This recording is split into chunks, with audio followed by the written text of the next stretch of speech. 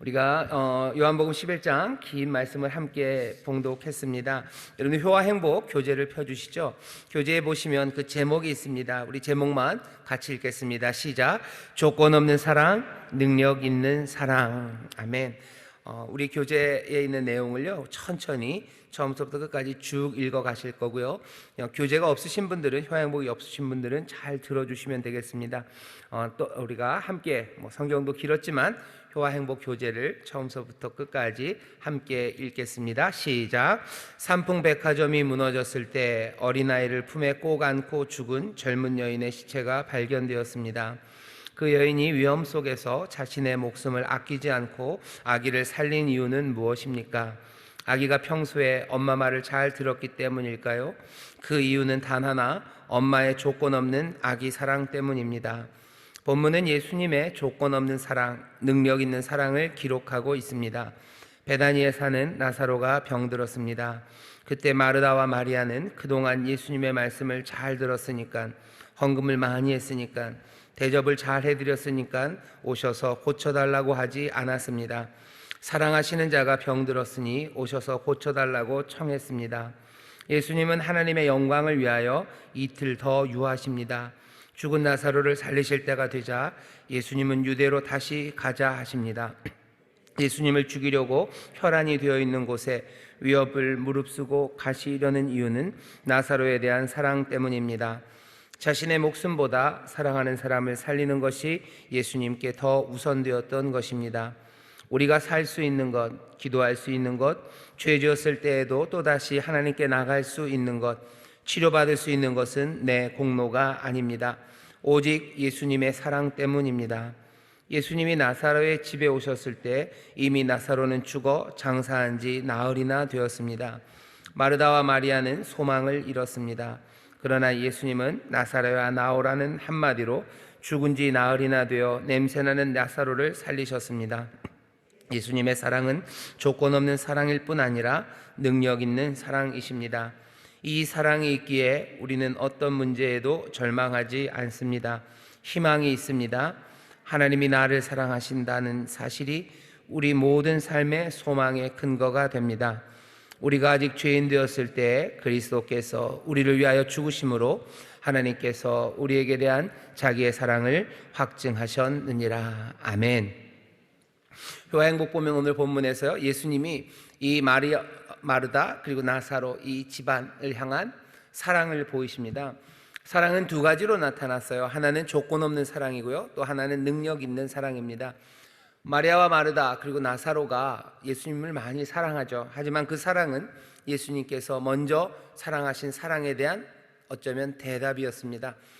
이 가족이 왜 예수님의 사랑을 먼저 받기 시작했는지는 이유가 없어요. 그리고 이유를 말할 필요가 없습니다.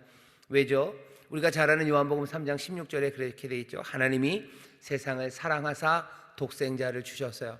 독생자를 주실 만큼 세상을 사랑하셨는데 그 세상에는 당연히 마르다와 마리아, 이 나사로가 있고요, 그리고 저와 여러분이 있고요, 훌륭한 사람, 또 못난 사람, 모든 사람들이 있는 이 세상을 하나님이 사랑하시되 독생자를 내어주시기까지 사랑하셨습니다. 조건이 없는 사랑이죠. 이 사랑이 먼저 있었습니다. 이 사랑으로 대답한 또 그 가족들을 예수님이 더 사랑하셔요. 사랑은 점점 더 깊어져 갑니다. 하나님이 세상을 사랑하셔요. 그러니 하나님이 세상을 사랑하는 거 몽땅 다 똑같이 사랑한다, 거기에는 조금 말이 문제가 있어요. 하나님이 세상을 사랑하셔요. 그러니 이 하나님의 사랑이라는 건 너무너무 커서요, 그냥 우리가 생각할 때는 무한대로 커요. 하지만 하나님의 사랑에 또 사랑으로 대답하는 사람들, 그들을 대한 하나님의 사랑은요, 무한대 곱하기 무한대가 똑같은 무한대인 것 같지만 우리에게는 그렇지만 하나님의 또 품에서 보면 그 사랑은 좀 더 특별할 수 있습니다. 사랑의 대답이 있는 사람들, 그 사람들 향한 하나님의 사랑이죠. 예수님께서 모든 이들을 다 사랑하셔요. 하지만 자기의 삶을 정말로 주 앞에 내어드리고 주를 뜨겁게 사랑하는 사람들, 그 사람들 향한 주님의 사랑은 더 특별합니다.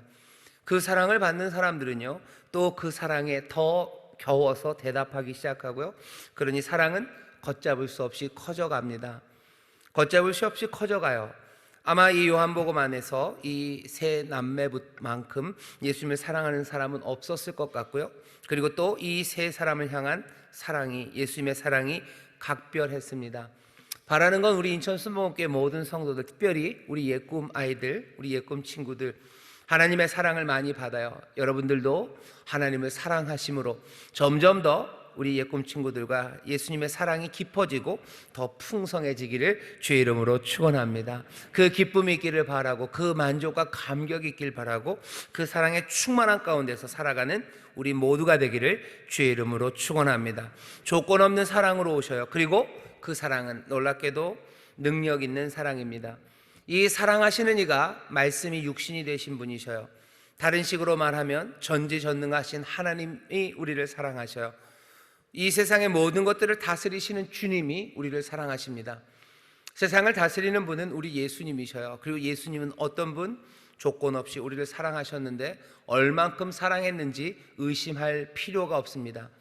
십자가에 자기를 다 내어주시기까지, 몸을 찢으시고 피를 모두 다 쏟아내시기까지 우리를 사랑하신 그 확증된 사랑의 예수님이 이제는 세상을 다스리는 능력의 주님이십니다. 그 능력의 주님이 우리를 사랑하셔요. 그러니 어떤 어려움과 그리고 역경이 우리 가운데 닥쳐온다 할지라도 그 사랑 안에서 두려움이 없습니다. 그 능력의 사랑, 그 은혜의 사랑, 그 풍성한 것에서 어떤 어려움과 그리고 시련과 역경 가운데도 늘 소망을 품으시고, 나를 사랑하는 주님이 이제는 세상을 다스리시는 놀라운 능력의 주님임을 기억하는 우리 모두가 되기를 주의 이름으로 축원합니다. 우리의 꿈 친구들 꼭 기억하셔. 나를 사랑하는 예수님은 이제 세상을 다스리시는 능력의 주님이셔요. 나를 사랑하시는 이가 이 세상에 이제는 주인이셔요. 나를 위해서 모든 것들을 내어주셨던 그분이 이제는 이 세상에 있는 모든 것으로 내 삶을 지키시고 보호하시고 구원하십니다. 그러니 그 사랑 안에서 여러분들 흔들리지 마시고 늘 좋은 것들, 선한 것들 꿈꾸시고 늘 의로운 길을 걸어가는 우리의 꿈 친구들, 그리고 인천 순복음교회 모든 성도들 되시기를 주의 이름으로 축원합니다. 요한복음 11장이 본문이 꽤 깁니다. 이 본문으로 우리가 아침에 짧게 설교한다는 게 쉽지는 않고요. 그리고 사실 몇 주 전에 우리가 여기 있는 이 말씀을 함께 읽었고 또 12장 내용까지도 우리가 함께 살펴봤습니다. 그래서 여기 있는 이 11장, 12장으로 건너가는 이 나사로 집안의 이야기를 우리 모든 성도들이 잘 아셔요. 근데 제가 예꿈의 친구들한테는 이 설교를 못했기 때문에 이 얘기를 하고요. 오늘 읽은 본문 중에서 특별히 지난번에 설교하지 않은 부분이 딱 한 부분 있습니다. 그 부분에 대한 이야기를 좀 전하는 게 우리 모든 인천 순복음교회 성도들에게 도움이 될 것 같습니다. 우리가 빼먹었던 데는 어디냐면요, 예수님을 잡아 죽이려는 사람들의 이야기입니다. 여기 보면 45절부터 57절까지의 이야기죠. 예수님이 눈먼 사람의 눈을 띄워주셨어요. 그리고 심지어는 죽은 나사로를 살리셨어요. 이렇게 놀랍고 좋은 일이 어디 있습니까? 그런데 유대에 있는 대제사장들과 바리새인들은 예수님을 죽여야 되겠다고 결심을 합니다. 아이러니예요, 그죠? 선한 일을 했는데 죽이겠다는 사형 선고를 내려요. 이건 지금 눈에 보이는 육신의 부분에서만 아이러니가 아닙니다. 영적으로 봐도 그래요. 빛이 오셨어요. 근데 사람들은 그 빛을 지금 지우려고 합니다. 생명의 주인이 오셨어요. 근데 사람들은 그 생명의 주인을 오히려 죽이려고 해요. 기쁨을 주시려는 이가 우리에게 오셨어요. 근데 사람들은 그 기쁨을 갈구하면서도 그 기쁨을 없애려고 합니다. 지금 요한복음 11장 여기 45절부터 57절의 이야기는 그런 이야기가 기록되어 있습니다. 왜 그랬을까 궁금하죠. 왜 사람들은 이런 일을 했을까? 이런 일을 한 이유는 여기 분명히 나옵니다. 48절에 보면 이렇게 되어 있어요. 만일 저를 이대로 두면 모든 사람이 저를 믿을 것이요, 그리고 로마인들이 와서 우리 땅과 민족을 빼앗아가리라. 이대로 두면 사람들이 저를 믿는데요. 예수님을 믿을 거예요. 그러니 대제사장, 유대의 지도자들이 자기들을 좋아했던 사람이 이제 예수님을 좋아하고, 자기들을 믿고 따르던 사람이 이제 자기들이 아니라 예수님을 믿고 따르니 시기와 질투가 생겼을 겁니다. 하지만 시기와 질투만은 아니에요. 유대 사람들, 이 지도자들이 봤을 때 예수님은 굉장히 위험합니다. 왜 위험해요? 장님의 눈을 띄워주는데 뭐가 위험해요? 그게 위험하지 않을 것 같은데요. 죽은 사람을 살려내는데 그게 뭐가 위험합니까? 너무 좋은 것 아닙니까? 아니요. 유대 사람들, 이 유대 지도자들의 생각은 맞아요. 올바른 생각입니다. 왜? 예수님은 정말 위험해요. 왜 위험하냐면 여기 48절에 나옵니다. 로마인이라는 이야기 때문에 그래요. 로마인이 거기 있기 때문에 예수님은 위험한 사람입니다. 48절을 제가 다시 읽어볼까요? 만일 저를 이대로 두면 모든 사람이 저를 믿을 것이요 그리고 로마인들이 와서 우리 땅과 민족을 빼앗아가리라. 짧은 이 말은요, 한 시나리오를 얘기하는 거예요. 예수님이 이제 인기가 많아져요. 사람들의 장님, 나면서부터 장님이었던 사람의 눈을 띄워주고요, 그 소문이 퍼집니다. 심지어는 죽은 나사로를 살렸는데, 죽은 나사로를 살린 동네가 베다니, 예루살렘에서 오리쯤 떨어진 곳이에요. 많은 사람들이 거기에 장례에 왔다가 예수님이 죽은 나사로를, 죽은 지 나흘이나 된 사람을 살렸다는 이야기가 삽시간에 예루살렘으로 퍼집니다. 예수님은 지금 어디서 오시는 거예요? 갈릴리에서 난 사람이에요.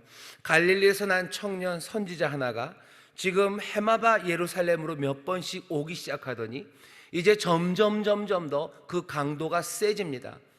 심지어 급기야는 유대의 명절 이 유월절, 모든 사람이, 그 유대 땅에 있는 모든 사람들이 모이는 그 시절에 바로 유월절 전에 죽은 사람을 살렸다는 소문이 여기 예루살렘에 퍼지기 시작해요. 이건 위험합니다. 왜 위험해요? 로마인 때문이에요. 갈릴리에서 온 누군가 선지자가 사람의 눈을 띄워요. 소경이 눈을 떠요. 그리고 또 귀머거리가 듣기 시작해요. 이 모든 것들이 가리키는 건 메시아에 관한 이야기입니다. 이 유대인의 지도자들은 알아요. 하나님의 구원자 메시아 그리스도가 올 때, 그가 오시면 소경이 눈을 뜨고 절름발이가 일어서고, 여기 요한복음에 나왔던 그 모든 이적들을 보시면 알아요. 베데스다에서 절름발이 일어서지 못했던 사람 38년 된 병자가 일어나요. 실로암에서 귀 먹었던 사람이 귀가 열리기 시작해요. 그리고 말한 대로 또 소경이 눈을 뜹니다. 이 모든 것들이 가리킨 건 딱 하나예요. 그리스도가 오고 계셔요. 메시아가 오고 있다는 사인이에요. 게다가 죽은 자를 살립니다. 그러니 분위기는 뭐예요? 메시아가 오나보다요. 메시아가 오나보다. 온 유대가, 온 예루살렘이 들끓기 시작합니다. 그게 왜 위험해요? 이 유대의 지도자들은 이미 보아왔어요. 수많은 메시아라는 사람들이, 아니면 이 민족을 로마에게서 구원하겠다는 많은 지도자들 내지는 많은 청년들이 어떻게 쓰러져 갔는지를 압니다. 그리고 그런 사람들이 일어난 곳은 거의 다 어디요? 갈릴리였어요. 갈릴리에서 청년들, 피가 뜨거운 청년들이 하나님의 이름을 부르며 우리를 로마의 압제에서 하나님이 구원하신다고 선포하고 또 싸우며 때로는 혁명이나 아니면 봉기들을 일으켰어요. 그때마다 누가 옵니까? 로마인들이 옵니다. 로마의 큰 군대가 유대 땅에 주둔하진 않아요. 유대가 그렇게 큰 땅은 아니기 때문이에요. 로마의 군단이 유대에서 조금 북쪽 시리아에 로마의 아예 군단이 있어요. 큰 로마 기지입니다. 거기에 있다가 유대 총독, 빌라도나 유대에 왔던 총독들이 뭔가 문제가 생겨서 도와주세요 라고 얘기하면 로마의 군대가 와요. 갈릴리에서 조금씩 처음 작으면 수십 명, 수백 명, 로마의 반기를 들을 때마다 어떻게 해요? 로마의 군대가 옵니다. 감당 안 돼요. 그냥 다 잡습니다. 그리고 어떻게 해요? 갈릴리의 청년들은 수백 명씩, 수천 명씩 형장의 이슬로 사라져요. 그때 사라질 때가 매달려 있는 곳이 십자가입니다. 갈릴리는 십자가를 알아요. 유다는 십자가를 압니다. 난생 처음 십자가를 본 게 아니에요. 수천 명씩, 수백 명씩의 갈릴리 청년들이 매달려 죽은 걸 알아요. 이건 그 청년들만 죽었던 사건이 아니에요. 그때마다 그 유대 땅 전체는 피바람이 부는 거죠. 그때마다 어려운 시절들을 겪어야만 합니다. 하지만 예수는 똑같은 패턴으로 와요. 하지만 이건 강도가 달라요. 이건 갈릴리에서 끝날 일이 아니에요. 이 갈릴리 청년이 어디까지요? 예루살렘까지 죽은 자를 살린다는 소식을 가지고 사람들이 막 들끓기 시작합니다. 그럼 이제 군대는 어디로 올 거예요? 이제는 예루살렘으로 올 겁니다. 예루살렘에서 수많은 사람들이 죽어갈 거예요. 그리고 그 일들을 예루살렘이 감당 못할 겁니다. 그러니 유대의 대제사장과 지도자들이 얘기하는 거죠. 만일 저를 이대로 두면 모든 사람이 저를 믿을 것이요 그리고 로마인들이 와서 우리 땅과 민족을 빼앗아 가리라. 이 생각은 맞는 생각이에요. 예수님이 돌아가시고 한 40년쯤 지나서 예루살렘이 무너집니다. 왜 무너져요? 똑같은 이유예요. 예수님 사후에 또 여러 곳에서 소위 말하는 민중 봉기 이런 것들이 일어나요. 로마인들을 물리치려는 세력들이 하나하나 일어납니다. 그러다가 70년이 다 가면서 점점 그 불길이 세져요. 불길이 세지니 로마가 가만히 있겠습니까? 로마가 그 당시만 해도 온 제국을 다스릴 만한 강력한 군대가 있어요. 그냥 지쳐 들어오는 겁니다. 그리고서는 예루살렘을 무너뜨렸죠. 돌 위에 돌 하나 남기지 않고 모든 성전에 있는 기물들 다 불태우고 그냥 흔적도 없이 사라지게 만드는 그 일들을 로마가 해냅니다. 그 일이 있기 40년 전이에요. 이 사람들은 이미 알아요. 하지만 오해하는 게 있죠. 예수님께서 예루살렘으로 오셔서 하실 일은, 그리스도가 하실 일은 로마를 뒤집기 위한 군중의 혁명, 군사적인 태도가 아니에요. 예수님은 예루살렘으로 오시면서 계속해서 이야기를 해요. 요한복음을 읽는 우리는 압니다. 왜 그러죠? 예수님은 선한 목자라고 그러셔요. 선한 목자는 양들을 위해서 목숨을 내어놓는다라고 얘기하셔요. 하나님의 영광을 위해서 내가 로마를 뒤집는 게 아니라 하나님의 영광은 내가 높이 들리면서 이루어질 거다라고 얘기하셔요. 요한복음 1장에서 하나님의 어린 양으로 오셔요. 이제 죽임당할 어린 양으로 오십니다. 요한복음 2장에서 처음으로 6월절에 예루살렘 성전에 가셨을 때 자기의 죽으심, 부활을 이야기하실 때 성전을 무너뜨려라, 그리고 다시 내가 짓겠다 얘기하시면서 죽으심, 부활하심, 그 이야기를 합니다. 요한복음을 읽는 우리는 알아요. 예수님은 알아요. 예수님은 점점점 예루살렘으로 가십니다. 뭐 하러 가시는 거예요? 죽으러 가셔요. 자기의 몸을 그리고 자기의 삶을 내어주셔서 높이 들림으로 하나님의 영광을 드러내고 그것으로 인하여 세상을 구원하시는 그 일을 하려 합니다. 하지만 유대의 사람들과 지도자들은 그 일을 잘못 알고 있어요. 예수님이 오시면 혁명 세력으로 올 거고요, 그러면 우리가 로마에게서 당할 거라고 생각해요. 그러니 예수는 위험해요.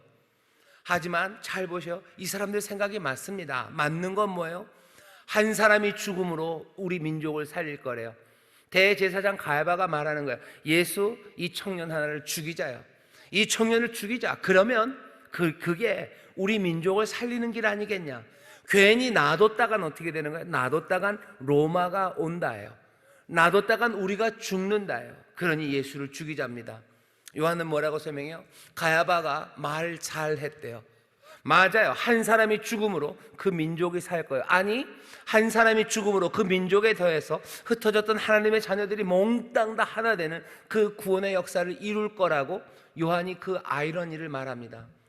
세상이 예수님을 이해하는 것과 그리고 정말로 예수님이 하시는 일이 참 다릅니다. 지금 우리가 이 시절을 지나면서 이런 사실들을 많이 봐요.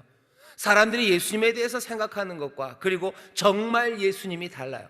사람들은 이렇게 얘기하는 것 같아요. 예수님은, 아니면 교회를 다닌다는 것은 우리의 마음의 위로와 그리고 우리에게 평안을 주고 또 우리로 좀 더 덕스럽고 사랑을 베풀며 살아가게 하는 것, 그것이 예수님이고 예수님을 믿는 것이라고 생각해요. 아니요, 그렇지는 않습니다. 우리가 예수님을 믿음으로 사랑해요. 그리고 예수님을 이 믿음으로 우리가 평안을 얻습니다. 하지만 우리가 예수님을 믿는 건 사람들이 말하는 그런 이유 때문은 아니에요. 나타나는 건 비슷하죠. 하지만 전혀 다른 이야기들을 우리는 합니다. 사람들은 예수님께서 말씀이 육신이 되어 이 땅에 오신 분이라는 사실에 대해서 몰라요. 이분이 우리에게 평안만이 아니라, 아니 세상 모두를 다스리는 능력의 주님인 걸 몰라요. 이분이 세상의 사망의 권세를 깨뜨린 부활의 주님이라는 걸 전혀 몰라요. 그러면서 뭐라고 얘기하는 거예요? 예수에 대해서 그리고 우리의 신앙에 대해서 아는 것처럼 말합니다. 이 사람들이 말하는 게 맞는 것도 있어요. 대제사장이 말하는 게 맞는 것도 있어요. 그렇죠. 예수님이 우리에게 평안을 주시죠. 우리를 위로하시죠. 그리고 우리로 사랑의 삶을 살게 하시죠. 하지만 이 나타나는 게 전부가 아닙니다. 이 육신이 전부가 아니에요. 우리는 뭘 믿는 거예요? 말씀이 육신이 되어 우리 가운데 오신 분을 믿는 거예요. 우리에게 주는 위로와 평안은요, 이건 그냥 세상이 말하는 것과 똑같지 않습니다. 이건 하늘로부터 오는 거예요. 우리가 누리는 삶은 세상이 말하는 조용하고 아름답고 사랑 넘치는 삶이 아닙니다. 우리는 영생이라는 부활의 생명으로 가득한 다른 삶을 살아가는 거예요. 세상이 말하는 것과 우리가 말하는 게 전혀 다릅니다. 그러니 세상은 십자가에 예수 그리스도를 달려 돌아가시게요. 예, 우리도 예수님이 돌아가시는 거 압니다. 하지만 그 죽음이 그 희생이 그냥 단순히 자기들의 유익만을 위한 것이 아님을 알아요. 이것은 하나님의 영광을 위한 것이고, 그리고 새 세상을 여시는 하나님의 능력임을 압니다. 오늘 이 말씀을 읽으면서요, 다시 한번 그 생각을 해봐요. 세상이 예수님에 대하여 아는 것과 우리가 예수님에 대하여 고백하는 게 똑같냐는 거죠. 아니요, 절대로 똑같을 수 없습니다. 그러니 세상이 하는 말에 대해서 다 오케이 할 수 없어요. 그 중에 어떤 건 그냥 아이러니일 뿐이에요. 그냥 우리에게 모순을 통해서요, 오히려 우리의 믿음을 다시 한번 보게 합니다. 요즘 이런 생각이 많이 들어요. 세상 사람들이, 교회 다니는 사람들 사랑의 종교를 했는데 사랑해야 되는 거 아니냐 얘기해요. 하지만 잘 들으셔야 돼요. 그분들이 얘기하시는 사랑, 좋습니다. 하지만 우리는 다시 한번 사랑에 대해서 생각해야 돼요. 정말로 사랑이 뭘까에 대해서 깊이 생각합니다. 모이지 말라고 얘기해요. 우리는 모이는 것에 대해서 다시 한번 생각해야 돼요. 우리가 모이는 것이 육체만 모이는 것인가? 아니요, 그렇지 않아요. 여기에는 영적인 일이 진행되고 있어요. 모여서 예배하는 곳에 말씀이, 그리고 생명이, 그 빛이 우리와 함께함을 우리는 압니다. 우리의 사명이 우리가 다른 삶을 살아가고 있음이, 같은 길에서 어쩌면 너무 오래 우리가 함께 동거했기 때문에 세상이 하는 말과 우리가 하는 말이 똑같다고 생각했는지 몰라요. 하지만 이제는 아닙니다. 여기 유월절을 앞두고 예수님이 십자가에 못 박히는 이 절정의 시간으로 가면서, 이 위기의 시간으로 가면서 세상이 이해하는 것과 그리고 정말로 참된 진리와 본질이 전혀 다른 소리를 내고 있다는 걸 우리는 봐요. 그냥 한 사람을 죽여서 우리의 위협을 피하자, 비슷해요. 한 사람이 죽음으로 우리의 죽음, 사망, 위협에서 건져내겠으나 그것은 한 민족뿐만이 아니라 온 하나님의 자녀를 하나 되게 하시는 하나님의 뜻인 것처럼, 우리도 다시 한번 우리 가운데 펼쳐지는 사건들에 대한 세상의 평가, 거기에 대하여 너무 쉽게 거기에 고개를 끄덕일 이유는 없습니다. 세상은 몰라요. 알 수가 없습니다. 다시 한번 그렇다면 물어야 돼요. 우리는 제대로 알고 있는가?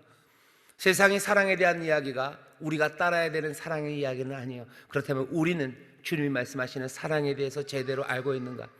세상이 예배에 대해서 하는 말들이 우리가 따라갈 말은 아닙니다. 그렇다면 우리는 정말로 주님이 말씀하시는 그 예배의 신비에 대하여 우리는 알고 있는가요? 세상이 교회의 사명과 그리고 예수 믿는 사람들이 어떻게 해야 된다고 하는 말들이 있어요. 그 말들이 전혀 틀린 말은 아니에요. 하지만 그 말들이 우리에게 다시 한번 교회의 본질과 그리고 믿는 사람들의 삶이 무엇인지, 말씀이 육신이 된 그 영원한 영광 안에서 내 삶을 다시 한번 보아야 할 시절입니다. 우리의 사명이 무엇인지 다시 한번, 내가 붙잡은 삶이 무엇인지 다시 한번, 내가 예배한다는 예배가 무엇인지 다시 한번, 그리고 우리에게 주신 그 귀한 생명이 무엇인지 다시 한번 생각해야 되는 시절입니다. 더 깊이 생각하고, 더 진리 안에서 생각하고, 더 성령의 인도하신 가운데 우리의 삶을 다시 한번 돌아보는 그런 어쩌면 위기의 시절, 하지만 결국은 영광의 시절이 오늘 우리 앞에 있습니다. 오늘 우리의 꿈 친구들은, 우리 담임 목사인 제가 하는 말이 목사님 무슨 얘기를 하는 거예요? 그러고 있을지 몰라요. 그래도 친구들 잘 들었으면 좋겠어요. 예수님이 뭐라고 하시는지 깊이 생각하셔요. 사랑이 대한 이해가 예수님을 더 많이 알아갈수록 좀 더 탄탄하고 흔들리지 않고 든든하고 아름답게 살 수 있습니다. 세상의 이야기에 너무 쉽게 고개를 끄덕이지 마시고, 대제사장의 이야기가 맞아요. 맞지만 그것이 본질은 아닙니다. 더 깊이, 더 간절하게 성령 앞에서 무릎 꿇으시고, 더 마음을 모아서 주를 사모하시고, 또 주가 주시는 깨닫게 하심과 그리고 영적인 선물들을 받아 누리시는 가운데 정말로 점점 더 주를 향한 사랑도 깊어가고, 또 주께서 주시는 그 진리 안에서 더 복되고 자유로워지는 우리 예꿈 친구들, 또 모든 성도들이 되시기를 주의 이름으로 축원합니다. 56절에 보면 요한이 물어요. 너희 생각에는 어떠하뇨? 라고 묻죠. 너희 생각에는 어떠하뇨? 저가 명절에 오지 아니하겠느냐? 명절에 오지 아니하겠느냐? 모인 사람들이 물을 때는 예수님 잡으려고 물으는 거예요. 우리는 달리 묻는 거죠. 같은 질문입니다. 우리에게도 같은 질문이에요. 너희 생각에는 어떠하뇨? 저가 명절에 오지 않겠느냐? 우리는 눈물로 예수님 명절에 오실 거예요. 사람들은 잡으려고 명절에 오겠지? 우리는 명절에 오셔야 돼요. 이 유월절에 오셔야 돼요. 그럴 수밖에 없어요. 왜? 모두에게 자유를 주신 날, 그리고 어린 양은 이제 희생당하는 날, 그 어린 양이 희생당함으로 우리에게 자유를 주시는 날, 당연히 주님은 그리로 오십니다. 너희 생각은 어떠하냐? 주님 오십니까? 예, 오십니다. 주님 오늘 오십니까? 예, 오늘 우리에게 오십니다. 왜? 그 영원하신 사랑으로 모든 것들을 내어주시는 이가 지금 그 사랑하는 자들이 묶여있고 두려워하고 떨고 있으니 자유와 기쁨 그리고 그 약속을 이루시려 주님은 오십니다. 너희 생각엔 어떠하뇨? 저가 명절에 오지 아니하겠느냐? 우리 생각에 주님 오셔요. 오늘 예꿈 친구들에게 오셔요. 왜? 예꿈 친구들이 어떻게 살아야 될지 지금 힘든 시절이니 어린 양은 오십니다. 우리 모든 성도들이 신앙이 흔들리고 또 어려울 수밖에 없는 많은 시련과 역경의 시절이기에 주님은 오셔요. 사랑하시되 끝까지 사랑하시는 조건 없는 사랑과 능력의 사랑으로 우리를 사랑하시는 주님이 오늘 우리에게 오시는 줄 믿습니다. 이 기쁜 날 우리에게 오신 줄 믿습니다. 오셔서 우리를 살리시고 영광으로 가게 하실 거예요. 그 주님 앞에 여러분들의 사랑을 고백하시고 여러분들 영혼에 있는 모든 문제를 아뢰시고 그 사랑으로 대답하는 가운데 또 사랑은 우리 가운데 임하시고 우리의 삶을 새로운 믿음과 소망 가운데 더 든든하게 만들어 주실 줄 믿습니다. 기도의 응답이 넘칠 줄 믿습니다. 삶의 풍성함이 넘칠 줄 믿습니다. 주님 우리와 함께 하시는 줄 믿습니다. 기도하겠습니다. 하나님, 조건 없는 사랑과 능력의 사랑으로 우리를 끝까지 사랑하시는 주님, 예수 그리스도 어제나 오늘이나 영원토록 동일하다고 하셨는데 오늘 이 시간 주가 이 기쁜 날 우리 가운데 오시는 줄 믿습니다. 우리의 자유함을 위하여 오십니다. 우리의 삶을 든든히 붙잡으러 오십니다. 끝까지 사랑하시는 이가 오늘 오시오니 주여 주님 영접하게 하여 주시고 그 믿음으로 하나님 정말로 부활의 생명 그 영생 든든한 삶을 붙잡는 우리 모두가 되게 하여 주시옵소서. 주를 사모하며 나아가게 하시고 주께 간구하며 나아가게 하시오니 주여 오늘 이 아침이 하나님의 기적과 주가 베풀어 주시는 놀라운 구원을 맛보는 날인 줄 믿습니다. 우리의 사명에 대해서 삶에 대해서 아버지 하나님 정말로 우리의 예배에 대해서 우리의 섬김에 대해서 사랑에 대해서 아버지 세상의 말이 아니라 정말로 주님이 가르쳐 주시는 바를 깊이 깨닫고 아버지 다시 한번 주 안에서 우리의 삶을 기뻐 영접하는 하나님 복된 시간이 되게 하여 주시옵소서. 감사드리며 예수님 이름으로 축복하며 기도하옵나이다. 아멘.